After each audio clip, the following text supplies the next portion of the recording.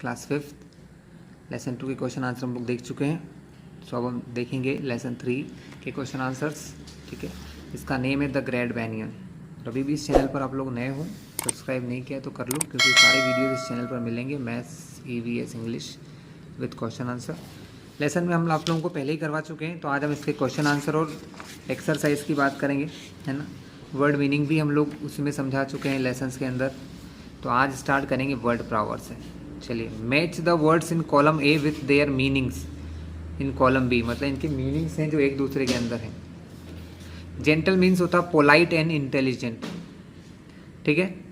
Spread, overcrowded, aerial, imprints और trunk. Spread का मतलब होता है बच्चों फैला हुआ, इसको हम ये कह सकते हैं scatter all over. Scatter all over होगा इसका आंसर। ठीक है। Over crowded, full of people, लोगों से भरा हुआ। ओवर क्राउडेड मतलब फुल ऑफ पीपल, लोगों से भरा हुआ।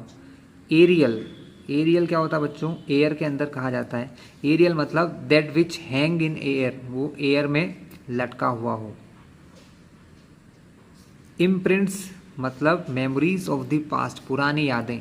और ट्रंक मतलब a thick main stem of tree. और ट्रंक क्या होता है, जो मोटा वाला तना होता है किसी पेड़ का, उसको कहते हैं thick main stem of the tree. Give the noun form of the following words. हमको इन वर्ड्स के क्या करना है बच्चों, नाउन फॉर्म बताना है। ठीक है, ये सब हमारे एडजेक्टिव हैं, जैसे फ्रेंडली, शेडी, जेंटल, बिलीव, ये सब हमारे क्या हैं, एडजेक्टिव हैं बच्चों। तो नाउन फॉर्म में फ्रेंडली को हम क्या कहते हैं, मैं आपको जरा आंसर्स बता देता हूँ तो इजी रहेगा लिखना भी आप लोगों के लिए। फ्रेंडली का होता है बच्चों फ्रेंडलीनेस। शेडी का होता है शेडो। जेंटल का जेंटलनेस। बिलीव का belief. Rule ruler. Build building. ये सब क्या है, इनके नाउन है। Fill in the blanks with the given words. We don't see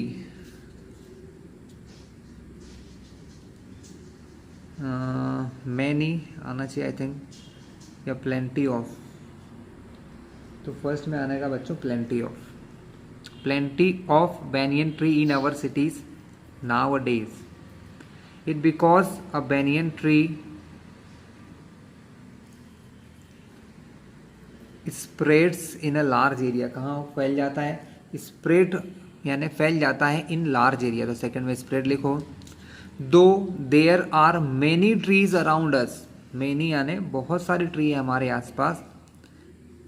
none of them is like banyan, लेकिन कोई भी ट्री बैनियन जैसा नहीं है। Why we don't have a banyan anywhere, because we don't have enough space. लेकिन क्योंकि हमारे पास बराबर जगह नहीं है, स्पेस की कमी है। इनफ स्पेस नहीं है, इसलिए हम बैनियन ट्री नहीं लगाते हैं। But we should try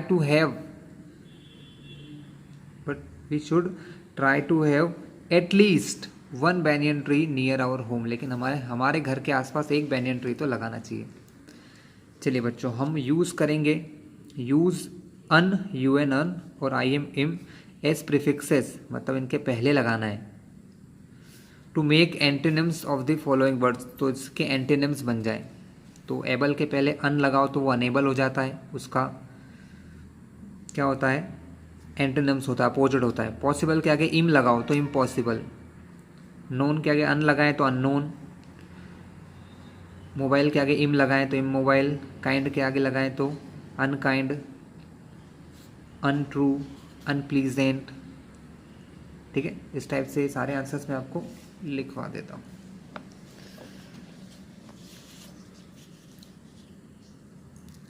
able unable, possible impossible, known unknown. Mobile immobile, kind का unkind, true untrue, pleasant unpleasant. Next is polite impolite, mature immature, moral immoral. ठीक है। नेक्स्ट हमारे बच्चों क्वेश्चन एंड आंसर है, जिसको हम इसी में देखेंगे। Which is the biggest of all tree.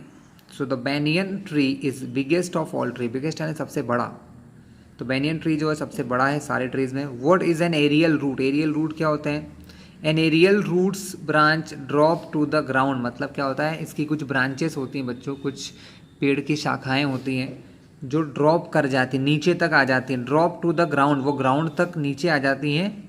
And takes roots again, और वो रूट बन जाती हैं, जो ब्रांचेस होती हैं वो रूट बन जाती हैं, इसीलिए उनको एरियल रूट कहते हैं, हवा में लटकी हुई भी होती हैं।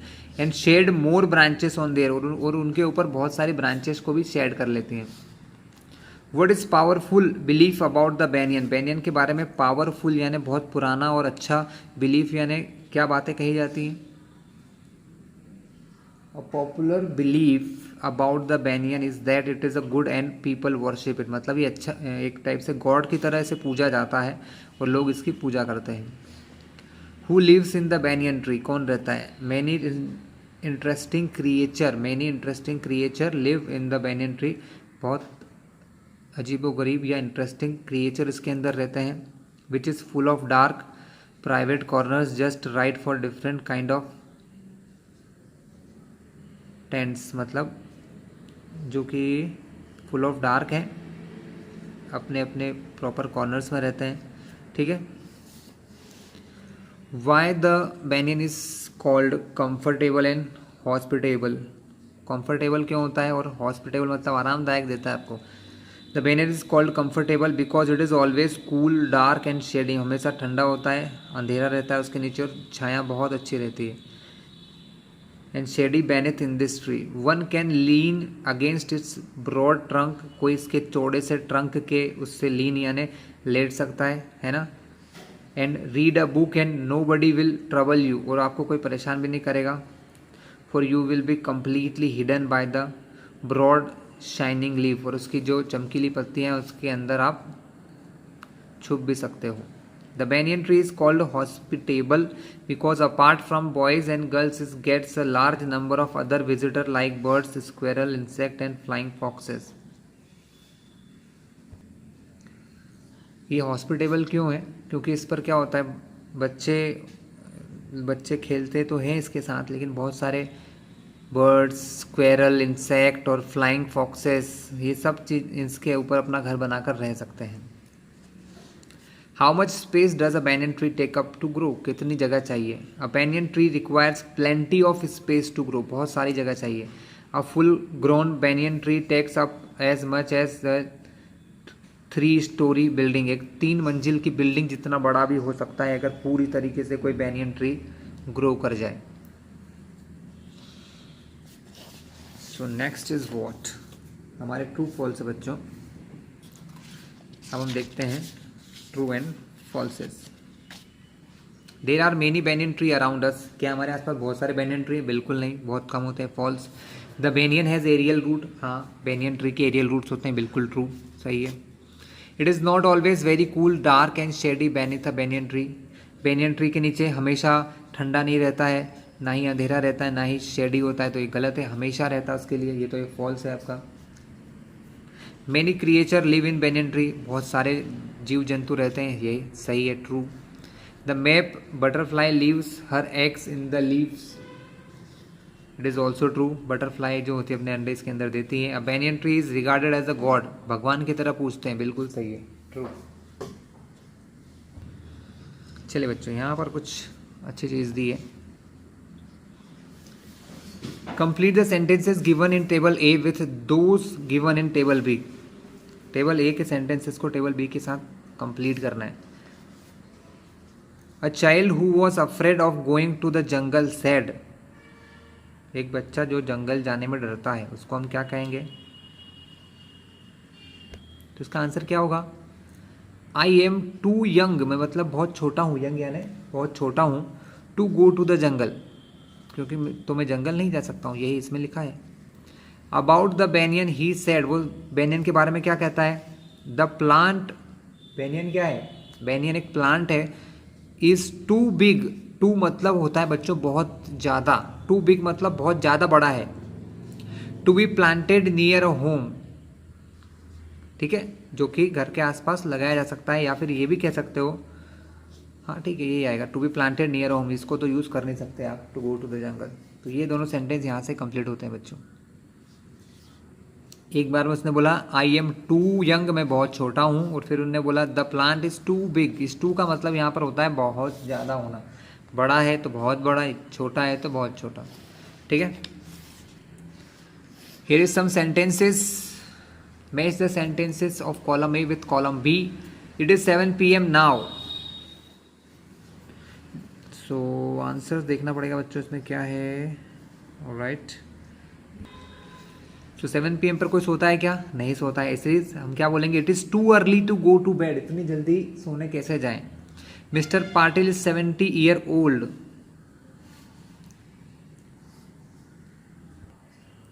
ही is too old to work hard, मतलब ज़्यादा ओल्ड हो चुके हैं कि अब वो मेहनत का काम नहीं कर सकते। Raju is only 15 year old. He is too young, वो बहुत ज़्यादा जवान है अभी। जवान का मतलब छोटा है, यंग का मतलब है जवान नहीं होगा, छोटा होगा। ही इज़ टू यंग, बहुत छोटा है, टू ड्राइव अ कार, तो कि वो एक कार नहीं चला सकता। Chinki is only 2 year old. She is too young to go to school, वो इतनी छोटी है कि अभी स्कूल नहीं जा सकती है। ओके, वर्ब प्लस ING, मतलब किसी वर्ब के आगे अगर ING लगाते हो तो फंक्शनिंग एज अ नाउन, तो वो एक नाउन बन जाता है बच्चों। क्या बन जाता है? नाउन बन जाता है ना। And as a noun is known as gerund, और इस टाइप के नाउन को हम जेरेंड कहते हैं। क्या कहते हैं? जेरेंड। फॉर एग्जाम्पल ड्राइव के आगे ING लगाए तो वो ड्राइविंग हो गया। ठीक है, और reckless driving is dangerous. Reckless driving मतलब जो अच्छे से ध्यान से ना चलाए या जिसको आता नहीं है, रेकलेस है, ठीक है, उसको वो डेंजरस हो सकता है। तो यहाँ पर कुछ हमको जेरेंड्स दिए हैं। स्विमिंग, तो क्या लिखेंगे हम लोग स्विमिंग के लिए? हमको कुछ मीनिंगफुल वर्ड बनाना है, इस बॉक्स से मीनिंगफुल वर्ड देखना है। स्विमिंग इज क्या है? A good exercise. स्विमिंग एक अच्छी एक्सरसाइज होती है, a good exercise. Collecting stamp, stamp को कलेक्ट करना, कलेक्टिंग यानी इकट्ठा करना स्टैम्प्स को। Collecting stamps is an interesting hobby, बहुत अच्छा सा हॉबी हो सकती है, बहुत सारे लोग स्टैम्प्स कलेक्ट करते हैं। ईटिंग टाइमली, मतलब समय पर खाना खाना। ईटिंग यानी खाना, और समय पर, timely, is good for health, हमारी हेल्थ के लिए बहुत अच्छा होगा। Working too much is bad for health, और ज़्यादा काम करना हमारे हेल्थ के लिए अच्छा नहीं होगा। ओके, यहाँ पर भी कुछ सेंटेंसेस दिए हैं, इनको भी देखते हैं। आई लाइक, आई लाइक, अब बहुत सारी चीज़ें हम पसंद करते हैं, प्लेइंग है, ये भी लिख सकते हो, I like playing. I like eating sweets, ये भी सही है। I like listening to songs, ये भी सही है। I like listening to long speeches, ये भी सही है। I like reading difficult book, ये सब सही है। ये सब हमको पसंद होते हैं, लेकिन कुछ चीज़ें नहीं भी पसंद होती है, कुछ बच्चे होते हैं। I do not like reading difficult book, मुझे अच्छा नहीं लगता है डिफ़िकल्ट किताबें पढ़ना। या I do not like listening to long speech, ज़्यादा लंबी स्पीच को पढ़ना या सुनना, सॉरी लिसनिंग यानी सुनना होता है, सुनना अच्छा नहीं लगता है। I enjoy listening to song, मतलब मुझे गाने सुनना इंजॉयफुल लगता है। आई इंजॉय ईटिंग स्वीट, मुझे इंजॉय यानी अच्छा लगना या मज़े करना, ईटिंग स्वीट मतलब मिठाई खाना अच्छा लगता है। आई इंजॉय प्लेइंग, मुझे खेलना भी अच्छा लगता है। ठीक है बच्चों, तो ये जो सेंटेंसेस थे मैं आपको बता चुका हूँ कंप्लीटली। क्या है बैक साइड में? Let's talk. चलिए, ये बच्चों आपका ही काम है। Talk to your friend and gather information about the trees around the house. ठीक है, ये टेबल आपको कंप्लीट करना है। आपके दोस्त का नाम, उसने अपने घर में कोई ट्री लगाया है क्या, उसका नाम, कितने साल पुराना है, कितना लंबा है, how tall, shape of leave, उसकी पत्तियों का शेप कैसा है, वो आपको इकट्ठा करना है। ये एक टेबल आपके लिए रेडी है ना। चलिए, तो मैं आपको इसके बाद एक पैसेज है बच्चों, इस प्रकार के पैसेज आपको एग्जाम में आते हैं, आप लोगों ने देखा होगा एग्जाम्स में, अनसीन पैसेजेस कहते हैं इनको। Ants are amazing and little creature, मतलब एंड्स जो है, चींटियाँ हैं जो अमेजिंग माने बहुत ही ज़्यादा वंडरफुल हैं, और छोटी क्रिएचर है, बहुत छोटी हैं। They are always looking for food, वो हमेशा हमको ऐसा लगता है खाने की तलाश में चलती रहती हैं। What they like most is sugar, उनको सबसे अच्छा तो क्या लगता है? शुगर लगती है। When an ant finds food it carries a small bit of it to its nest, मतलब जब भी उनको कोई खाना मिलता है, when an ant find food it carries, मतलब लेकर जाती हैं, स्मॉल बिट यानी होता है छोटा सा टुकड़ा, of it to its nest, अपने नेस्ट पर ले जाती है, अपने घोंसला, या ये नहीं कह सकते घोंसला, उनका जो घर है ना, जो भी है। As it goes the ant leaves a trail that other ants can smell, मतलब वो एक छाप छोड़ जाते हैं, है ना, जिसको दूसरे एनिमल्स क्या कर सकते हैं, स्मेल कर सकते हैं। The other ants now begin to follow, तो दूसरे जो एंड्स है वो उसको बिगेन यानी शुरुआत कर देते हैं फॉलो करना, ये जो ट्रेल उन्होंने कुछ स्मेल छोड़ के गए हैं उसको देखते हुए उसको फॉलो करते जाते हैं। एंड फाइंड फूड, और वो खाना फाइंड कर सकते हैं।